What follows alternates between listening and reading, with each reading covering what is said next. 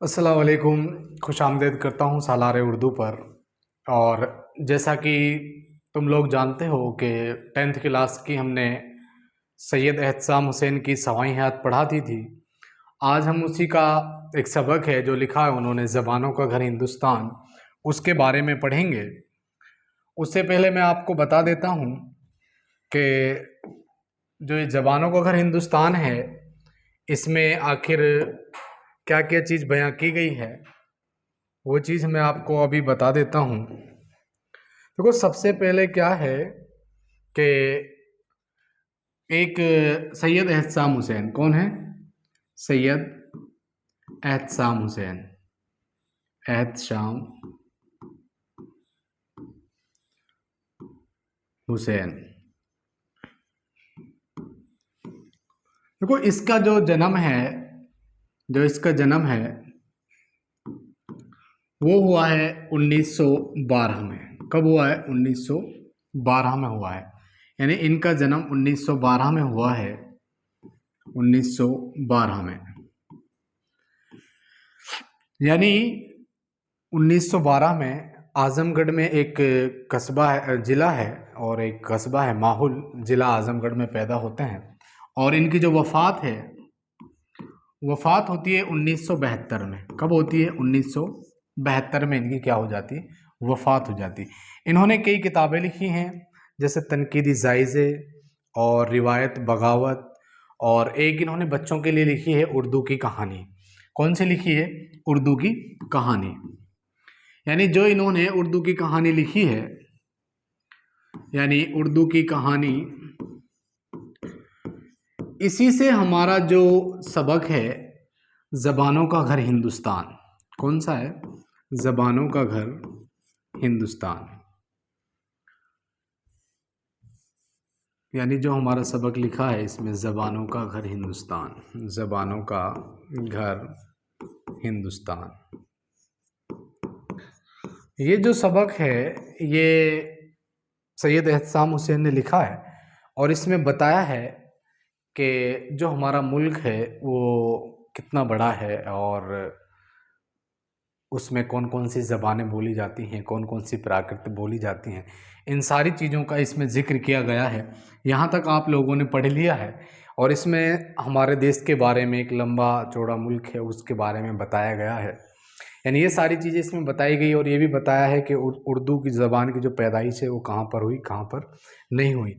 इससे पहले मैं आपको बता देता हूँ कि जो उर्दू है, उर्दू के बारे में हम पढ़ रहे हैं, ये जो है एक तुर्की ज़बान का लफ्ज़ है। कौन सी ज़बान का लफ्ज़ है? तुर्की ज़बान का। यानी तुर्की ज़बान का लफ्ज़ है। अब ये तुर्की ज़बान का लफ्ज़ है, और इसके मायने क्या हैं? लश्कर। क्या मायने? लश्कर या फिर फौज के। यहाँ तक हो गया कोई दिक्कत किसी को? और उर्दू ज़बान के रूप में कहाँ पर पैदा हो रही है, एक ज़बान के रूप में कहाँ पर उभर कर आई है? एक ज़बान जो है हिंदुस्तान में। कहाँ पर? हिंदुस्तान में। हिंदुस्तान में इसकी क्या हो जाती है? पैदाइश हो जाती है। हिंदुस्तान में इसकी पैदाइश हुई है, उत्तर भारत में। और एक शोरसीनी के पेट से निकली है। किसके पेट से निकली है? शोरसीनी के पेट से निकली है। यहाँ तक आपके समझ में आ गया होगा। अब चलो सबक पढ़ते हैं, जो हमारा सबक दे रखा है, और ज़बानों का घर हिंदुस्तान। देखो, सबक का नाम है ज़बानों का घर हिंदुस्तान, 5वां सबक है।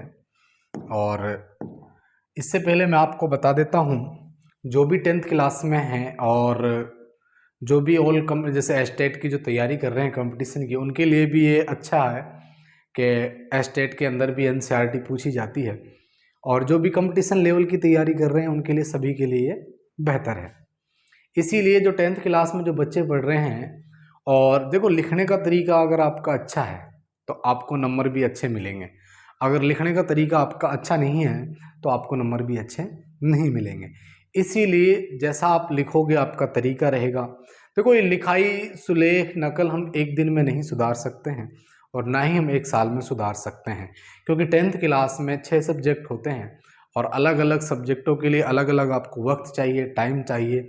अगर जिसकी लिखाई, जिसके सुलेख नकल अच्छी नहीं है, तहरीर अच्छी नहीं है, लिखावट अच्छी नहीं है, तो वो कोशिश भी ना करे, बस इतनी कोशिश कर लें कि जो एग्जामिनर को, जो चेक करने वाले को समझ में आ जाए। अगर उसको तुम्हारी लिखी हुई बात, जो तुमने लिखा है, जवाब लिखा है, अगर वो समझ में आ रहा है और सही लिखा है, तो उम्मीद है कि वो नंबर नहीं काटेगा। चलो शुरू करते हैं। ज़बानों का घर हिंदुस्तान सबक का खुलासा करते हैं। देखो, हिंदुस्तान एक बहुत बड़ा मुल्क है जहाँ पर कहीं बुलंद पहाड़ हैं और कहीं गहरी नदियाँ हैं, कई जगह रेगिस्तान है जहाँ लोग कम रहते हैं। देखो, जाहिर सी बात है, रेगिस्तान में लोग कम रहते हैं। अब जैसे हम अपने राजस्थान में ही देख लो, राजस्थान में, पूर्वी राजस्थान में तो जनसंख्या बहुत ज़्यादा है।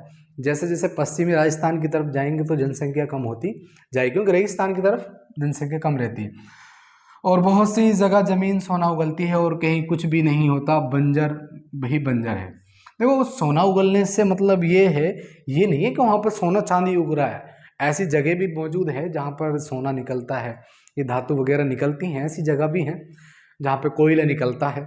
लेकिन एक बंजर भूमि जहाँ पर कुछ फसल वगैरह कुछ ना उगती हो, बहुत सारी ज़मीनें ऐसी रहती हैं जो उपजाऊ रहती हैं, जहाँ पर हम कुछ भी बो सकते हैं और अच्छी फसल वहाँ पर उठा सकते हैं। और यहाँ बसने वालों को देखो, काले भी हैं और गोरे भी, छोटे कद वाले भी और बड़े कद वाले भी, खूबसूरत भी और बदसूरत भी, और जंगल में ज़िंदगी गुजारने वाले लोग भी बसते हैं। अब देखो, यहाँ पर लोग गोरे भी हैं और काले भी हैं, छोटे कद वाले भी हैं और बड़े कद वाले भी हैं, बदसूरत भी हैं और खूबसूरत भी। अब देखो, ये चीज़ मुसन्निफ ने क्यों कही है कि देखो, गोरे काले का आ गया तो खूबसूरत बदसूरत नहीं कहना था? नहीं, ऐसा नहीं है। देखो, बदसूरत जो होते हैं वो गोरे भी बदसूरत हो सकते हैं और जो काले होते हैं वो खूबसूरत भी हो सकते हैं। कहने का मतलब ये है, खूबसूरती जो है कलर से नहीं होती है कि लो आपका कलर अच्छा है, गोरा है तो आप खूबसूरत होंगे, नहीं, ऐसा कुछ भी नहीं है। अगर आपके नए नक्श अच्छे हैं, चाहे आप शक्ल से या रंग से काले हो, तो उससे कोई फ़र्क नहीं पड़ता है, आप खूबसूरत में ही आओगे। उसके बाद में जो जंगलों में बसने वाले लोग भी रहते हैं, और हिंदुस्तान में बहुत पहले से ही लोग आबाद हैं, अलग अलग बोलियां बोलते हैं, रहन सहन भी अलग ढंग से होता है और उससे हमको घबराना नहीं चाहिए। ये तो हमारे मुल्क की बड़े होने की निशानी है। यहाँ पर लोग अलग रहते हुए भी एक साथ रहने की गुंजाइश है, और 5000 साल पहले यहाँ कौन लोग बसते आबाद थे ये बताना मुश्किल है, ये कहना कोई मुश्किल ना होगा। यानी इसमें बताया गया है कि हमको इस चीज़ से घबराना नहीं चाहिए। और देखो, 5000 साल पहले कौन लोग यहाँ आबाद थे और कौन लोग आबाद नहीं थे, ये हम नहीं बता सकते हैं। और देखो, जो हमारे मुल्क में ये तरह तरह के लोग रहते हैं, ये मतलब नहीं है कि इसका कि आप ये हमारे मुल्क की एक बुराई है, नहीं। देखो, ये हमारे मुल्क की एक खूबसूरती है। यहाँ पर सब में रहने की और साथ में मिलजुल कर चलने की गुंजाइश है, और यहाँ पर ऐसा नहीं है कि एक दूसरे की मदद भी करते हैं, और ये हमारे एक मुल्क की बड़े होने की एक निशानी है। और यहाँ पर देखो, ये बताना तो मुश्किल है कि 5000 साल पहले यहाँ कौन लोग आबाद थे, ये बताना मुश्किल है। हाँ, ये कहना कोई मुश्किल ना होगा कि वो लोग कितने बुरे हालात से गुजरे होंगे। देखो, जाहिर सी बात है, जैसे जैसे अगर हम मज़हब के एतबार से, इस्लाम के एतबार से देखें तो 1,24,000 अम्बिया अलैहिस्सलाम इस दुनिया में आए, और लगभग बहुत सारे अम्बिया अलैहिस्सलाम की कौमों पर अल्लाह ने अज़ाब नाजिल किया। तो जाहिर सी बात है कि उन लोगों पर बुरे हालात से वो लोग गुज़रे होंगे। ये वो लोग ही जानते हैं कितने बुरे हालात से गुज़रे होंगे। बाकी जो इस ज़बानों का घर हिंदुस्तान जो सबक है, ये आदमी की कहानी से लिया गया है, सैयद एहतसाम हुसैन की। ये अपने एतबार से बता रहा है कि न जाने कितने बुरे हालात से गुज़रे होंगे, और उन्होंने वहशियों की तरह ज़िंदगी गुजारी।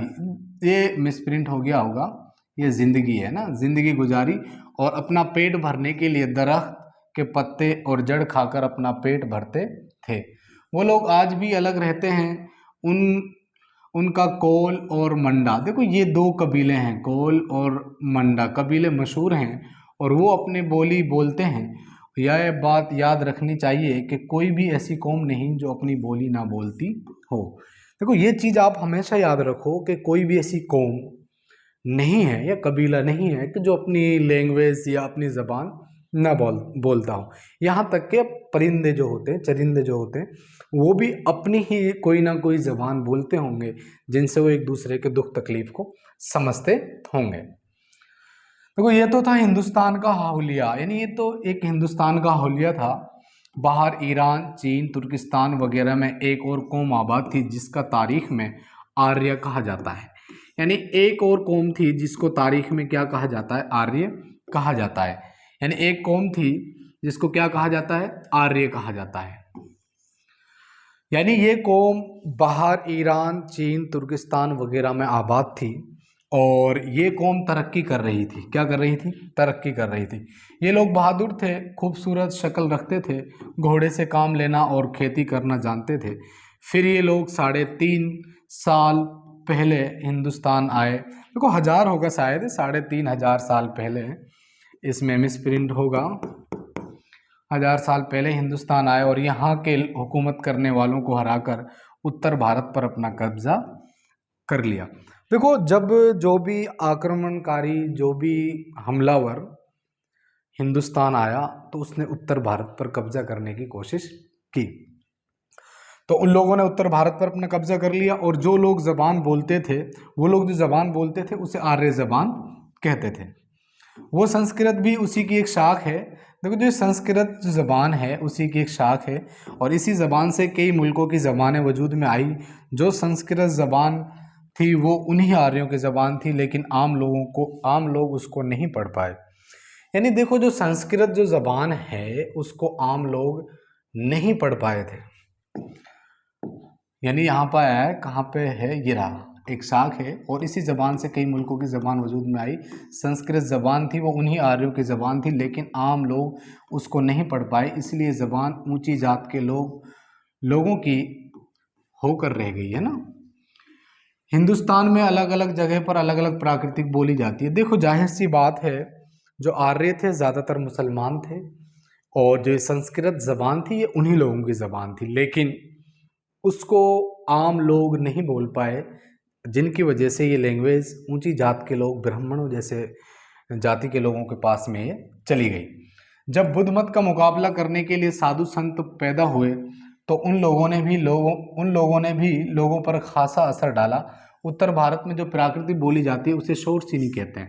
देखो जो प्राकृतिक उत्तर भारत में बोली जाती थी उसे हम क्या कहते हैं, शोरचीनी कहते हैं। देखो ये बड़ा इंपॉर्टेंट है और इसी से हमें काम है, क्योंकि इसी से जो लैंग्वेज हम पढ़ रहे हैं वो पैदा होती है। ये बड़ी इंपॉर्टेंट है कि उत्तर भारत में कौन सी प्राकृतिक बोली जाती थी, शोरचीनी। उसी के पेट से ही वो ज़बानें पैदा हुई जिनको हिंदुस्तान में हिंदी और उर्दू कहते हैं। देखो आगे वो सवाल, जिनको हिंदुस्तान में क्या कहते हैं, हिंदी और उर्दू कहते हैं। यहाँ तक आपके समझ में आ गई होगी, हिंदी और उर्दू कहते हैं। हिंदुस्तान की बहुत सी ज़बानों ने जब तरक्की की, जब मुसलमान हिंदुस्तान में आए थे, और हमको मालूम होगा कि 1000 ईस्वी के बाद जो ज़बानें हिंदुस्तान में बोली जाने लगी उनमें एक उर्दू भी है। उर्दू ज़बान कहीं बाहर से नहीं आई, हिंदुस्तान ही में पैदा हुई, इसीलिए उर्दू ज़बान हिंदुस्तानी है। देखो जाहिर सी बात है, अगर हिंदुस्तान एक उर्दू लैंग्वेज पाकिस्तान की एक वहाँ की जो राष्ट्रीय भाषा है, तो इसका मतलब ये नहीं है कि वहाँ पर ये पैदा हुई है, नहीं, ये अपने हिंदुस्तान में पैदा हुई है, उत्तर भारत में पैदा हुई है। कहने का मतलब ये है कि ज़्यादातर जो जितनी भी ज़बानें हैं, जब हिंदुस्तान में मुस्लिम लोग आए तो उनके आने से ही तरक्की हुई थी। उम्मीद है कि आपको ये खुलासा, ये मुख्तसर खुलासा आपको समझ में आया होगा।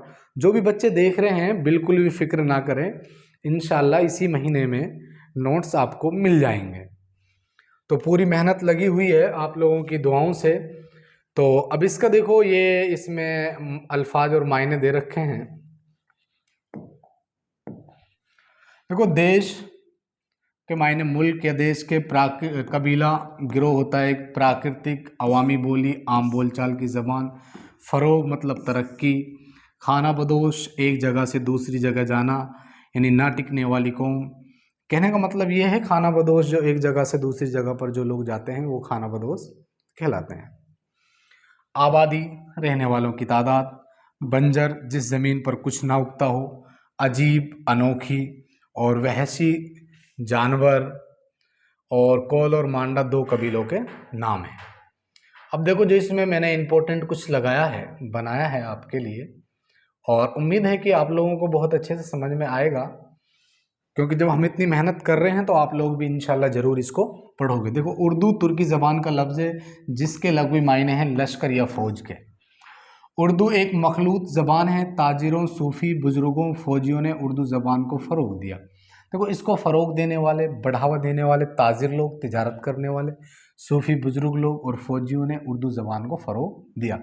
सूफ़ी संतों ने उसे गले लगाया, बादशाहों ने उसकी सरपरस्ती की, उसे कभी गजरी, कभी दक्कनी, कभी हिंदी, कभी हिंदवी और कभी उर्दू मोहल्ला कहा गया। वो ज़बान थी उर्दू। देखो, कितनी अच्छी चीज़ है, सूफ़ी संतों ने उसे गला लगाया था। और कहने का मतलब मेरा ये है, दुनिया की सबसे प्यारी लैंग्वेज जो है वो उर्दू है। उर्दू के बगैर दुनिया के कोई भी चीज़, कोई भी फिल्म, कोई भी गाने, कुछ भी, बहरहाल ड्रामे, नाटक, सीरियल वगैरह जितने भी हैं, उर्दू के अल्फाजों के बगैर नामुकम्मल होते हैं। इसके बाद में उर्दू हमें अदब व एहतराम सिखाती है, बिल्कुल सिखाती है। उर्दू उत्तर भारत में पैदा हुई और शोर चीनी के पेट से निकली। ये चीज़ उम्मीद है कि आप लोगों के समझ में आ रही होगी और आ गई ही होगी। अब देखो, इसका एक इक्तिबास दे रखा है मैंने, यहाँ तक उम्मीद है कि आप लोगों को समझ में आ गया होगा। और देखो, अपने आप को इतना मेहनत के अंदर डाल दो कि जब हम लोग आपके लिए वक्त निकाल रहे हैं तो आप लोग भी वक्त निकाल कर एक मेहनत और पढ़ाई कीजिए। देखो, जो वक्त है वो कभी वापस लौट कर नहीं आता है, यानी जो तुम्हारा ये वक्त चल रहा है बड़ा कीमती वक्त है। देखो, जो अखबार सुबह 5 रुपये का बिकता है वही शाम को 5 रुपये किलो मिलता है। कहने का मतलब वही, इससे हमें ये चीज़ समझ में आ रही है कि चीज़ की कोई कीमत नहीं है। एक वस्तु, एक चीज़ की कोई कीमत नहीं है। अगर कीमत है तो वो वक्त की कीमत है। अगर आप लोग पढ़ाई करोगे अगले साल इम्तिहानों के बाद में, तो आपको पढ़ाई करने का कोई फ़ायदा नहीं है। जो आपका ये वक्त चल रहा है बड़ा कीमती वक्त है, इसकी कदर कर लो। कदर कर लोगे तो आप लोग कामयाब हो जाओगे। देखो, इक्तिबास मैंने दिया है कि हिंदुस्तान एक लंबा चौड़ा मुल्क तो है ही, ये इक्तिबास दिया है आपको। किसी हिस्से पर कोई प्राकृतिक बोली जाती है जो बुद्ध मत का मुकाबला करने में लिए साधु संतों, और ये एक इक्तिबास दे रखा है। और लोगों पर इतना असर डालने के लिए प्राकृतों ही में गीत और भजन और धर्म कर्म की बातें की। उस वक्त दूसरी प्राकृतिक या ज़बानों का जिक्र करने की ज़रूरत नहीं। उत्तरी भारत में जो प्राकृतिक बोली जाती थी, हमें उसी से काम है। उस प्राकृतिक को सोरसिनी कहते हैं। उसके पेट से वो भाषाएं पैदा हुई जिनको हिंदुस्तान में हिंदी और उर्दू कहते हैं। अब देखो, सियाक और सबाक में बताना है आपको ये इक्तिबास किससे लिया गया और किसने लिखा है। देखो, ये इक्तिबास सैयद एहतसाम हुसैन के सबक ज़बानों का घर हिंदुस्तान से लिया गया है। कोई दिक्कत नहीं है। तशरीह में आप अपने अंदाज में, देखो फिर से मैं आपको कह रहा हूँ, इक्तिबास की तशरीह आप अपने अंदाज से कर सकते हो। जो आपको उसमें समझ में आता है वो आप कर सकते हो। आपको पढ़कर क्या समझ में आया, क्या नहीं आया, आप अपने अंदाज में लिख सकते हो। इसमें कोई बुराई की बात नहीं है। देखो, हर किसी का तरीका अलग अलग होता है। देखो, आप हिफ्ज़ करके जाओगे, अगर आप हाफिज कुरान से पूछोगे तो वो जेर ज़बर की भी कमी यानी नहीं करेंगे, गलती नहीं करेंगे। लेकिन तुम लोगों के लिए इतनी गुंजाइश है कि आप लोग अपने अंदाज से लिख सकते हैं। जो हमारी बुक्स कह रही है, जो हमारा सबक कह रहा है, उस एतबार से आप लिख सकते हैं। देखो, इस इक्तिबास में सैयद एहतसाम हुसैन ने हिंदुस्तान में बोली जाने वाली प्राकृतों का जिक्र किया है और बताया गया है कि जब बुद्ध मत से मुकाबला करने आए साधु संतों ने भी अपनी ही प्राकृत में गीत और भजन बोले, जिनको लोग बहुत कम समझ पाए। वैसे तो हिंदुस्तान में बहुत सी प्राकृतिक बोली गई, मगर जो प्राकृतिक हमारे लिए अहम है वो उत्तर भारत में बोली जाने वाली प्राकृतिक शोर चीनी है, जिनकी कोख से यानी पेट से वो ज़बानें पैदा हुई जिनको हम हिंदुस्तान में हिंदी और उर्दू कहते हैं। कि आप लोगों के एक दूसरा इक्तिबास ये दे रखा है मैंने, हिंदुस्तान एक लंबा चौड़ा देश है, तो इसमें भी इक्तिबास की सियाक और ये इक्तिबास सैयद एहतसाम हुसैन सबक ज़बानों घर हिंदुस्तान से लिया गया है। इसके बाद में जो इम्पोर्टेंट होने वाले हैं वो हैं क्वेश्चन आंसर। देखो ज़्यादातर तो मैंने क्वेश्चन आंसरों के सीधे सीधे जवाब दे रखे हैं कि हिंदुस्तान की खुसूसियत क्या है। जवाब नंबर पहला, हिंदुस्तान की खुसूसियात। हिंदुस्तान की सबसे बड़ी खूबी ये है कि यहाँ अलग अलग तरह के मज़ाहिब, नस्ल और कौम के लोग रहते हैं और वो लोग अलग अलग ज़बानें और बोलियाँ बोलते हैं और अलग तरह से खुशी मनाते हैं। और कुछ लोग पहाड़ पर रहते हैं इन पहाड़ी क्षेत्रों में और कुछ लोग रेगिस्तान में रहते हैं और ये हिंदुस्तान की बड़े होने की निशानी है। ये हिंदुस्तान की खुसूसियात है। देखो हमारे मुल्क की बहुत सारी खुसूसियात हैं जो आपने उस सबक में पढ़ा है, उस सबक में कम है तो बहुत ज़्यादा है, जो उसमें नहीं भी लिखी ऐसी खुसूसियात भी हमारे मुल्क में है। ये था हमारे पहले क्वेश्चन का, पहले सवाल का जवाब, पहले सवाल का जवाब। अब दूसरे जो सवाल है उसका जो जवाब है, देखो हिंदुस्तान में बहुत सी कबायली नस्लों के लोग हैं, उनमें कोल और मांडा ज़्यादा मशहूर है। दो जो कबीले मशहूर हुए हैं, कोल और मंडा, ये ज़्यादा मशहूर हैं, तो इन्हीं का जिक्र आता है। इसके बाद में जवाब नंबर 3, द्राविड़ लोग तमिल, तेलुगु और मलयालम जैसी ज़बानें बोलते थे। तमिल तेलुगु अपने उत्तर भारत, दक्षिण भारत में बोलते हैं। हैदराबाद में तेलुगु, तमिलनाडु तमिल, मलयालम, कर्नाटक कन्नड़ वगैरह बहुत सारी ज़बानें बोलते हैं। तो इसके बाद में देखो संस्कृत आर्य ज़बान की एक शाख है। संस्कृत कौन सी ज़बान की शाख है? आर्य ज़बान की एक शाख है। उत्तर भारत में शोरसिनी प्राकृतिक बोली जाती है। उत्तर भारत में कौन सी प्राकृतिक बोली जाती है? 5वें क्वेश्चन का जवाब है। 6ठे क्वेश्चन का जवाब, हिंदी आर्य ज़बानें। हिंदी, उर्दू, बंगाली, मराठी, गुजराती, पंजाबी, सिंधी, असमी और उड़िया हिंदी आर्य ज़बानें हैं। ये जितनी भी ज़बानें आर्य ज़बान हैं। और उर्दू शिमाली हिंदुस्तान में पैदा हुई और शोरसिनी ज़बान से निकली, यानी उर्दू उत्तर भारत में पैदा हुई है, कोई दिक्कत नहीं है। यहाँ तक उम्मीद है कि आप लोगों के बहुत अच्छी तरीके से समझ में आ गया होगा। आज हमारे 5 सबक कंप्लीट हो जाते हैं और इंशाअल्लाह हम धीरे धीरे पूरा सिलेबस कंप्लीट करेंगे और आप लोगों तक ये नोट्स भी बहुत जल्द पहुँच जाएंगे। लेकिन आप लोग सिर्फ दुआएं करते रहिएगा और जब आप लोग दुआएं करोगे तो इंशाअल्लाह हम लोग भी कामयाब हो जाएंगे। देखो आप लोग मेहनत अगर खामोशी से करते रहोगे तो एक दिन आपकी कामयाबी शोर मचाएगी। यानी आप मेहनत करते रहो खामोशी से और लोगों से कह दो कि ज़रा संभल कर रहो, क्योंकि कुछ दिन यानी कुछ वक्त के बाद तुम लोग हमारी कामयाबी का शोर सुनोगे। इंशाअल्लाह नेक्स्ट वीडियो में फिर मिलेंगे और अगले जो सबक है खुदा के नाम खत, वो हम ज़रूर पढ़ाएंगे। अस्सलाम वालेकुम।